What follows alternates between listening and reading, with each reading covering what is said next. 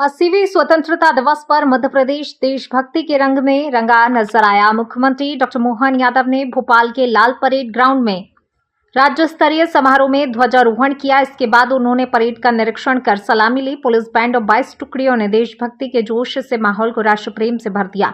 मुख्यमंत्री ने अपने संबोधन में युवाओं, किसानों, उद्योग, शिक्षा और स्वास्थ्य समेत कई क्षेत्रों के लिए बड़े ऐलान किए। उन्होंने 2027 को युवा वर्ष घोषित करते हुए हर साल 1 लाख से अधिक युवाओं को रोजगार के अवसर देने का लक्ष्य रखा। सीएम ने बताया अब तक 85,000 से अधिक युवाओं को सरकारी सेवा में नियुक्ति दी गई है। अगले 1 साल में 1 लाख से अधिक युवाओं को ITI में प्रवेश दिलाने और हर साल 10,000 युवाओं को ग्लोबल स्किल पार्क में प्रशिक्षण देने का लक्ष्य है। युवाओं को रोजगार से जोड़ने के लिए प्रदेश में अलग प्लेसमेंट सेल बनाया जाएगा जो उद्योगों और युवाओं के बीच समन्वय स्थापित करेगा। मुख्यमंत्री ने हर जिले में MSME पार्क विकसित करने की घोषणा की जिससे स्थानीय स्तर पर निवेश और रोजगार के नए अवसर पैदा होंगे। प्रिय प्रदेशवासियों, स्वतंत्रता दिवस के शुभ अवसर पर आप सभी को हार्दिक बधाई और शुभकामनाएं।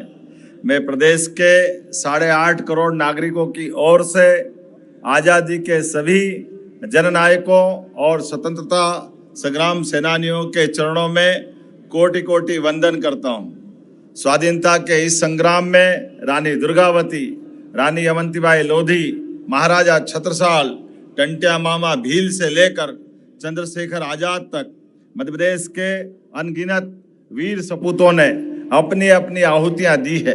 कृतज्ञ मध्य प्रदेश आज उन सभी को श्रद्धा पूर्वक नमन करता है।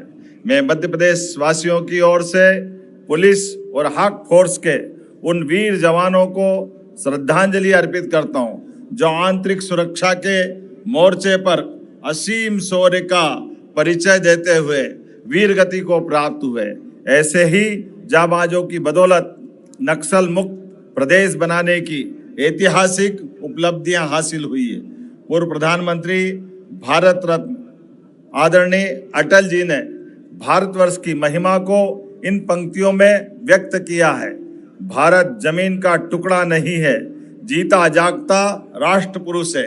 हिमालय मस्तक है, कश्मीर किरीट है, पंजाब और बंगाल 2 विशाल कंधे हैं, पूर्वी और पश्चिमी घाट 2 विशाल जंघाएं हैं, कन्याकुमारी इसके चरण है, सागर इसके पग पखारता है। यह चंदन की भूमि है, अभिनंदन की भूमि है, यह तर्पण की भूमि है, यह अर्पण की भूमि है। इसका कंकर कंकर संकर है, इसका बिंदु बिंदु गंगा जल है। हम जिएंगे तो इसके लिए और मरेंगे तो इसके लिए।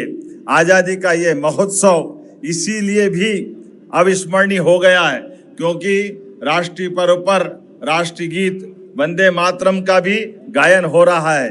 माननीय यशस्वी प्रधानमंत्री श्रीमान नरेंद्र मोदी जी के नेतृत्व में जन कल्याण को केंद्र में रखते हुए भारत को आधुनिक, विकसित, आत्मनिर्भर, सुरक्षित, समृद्ध और गौरवशाली बनाने के लिए अनेक ऐतिहासिक उपलब्धियां प्राप्त हुई है।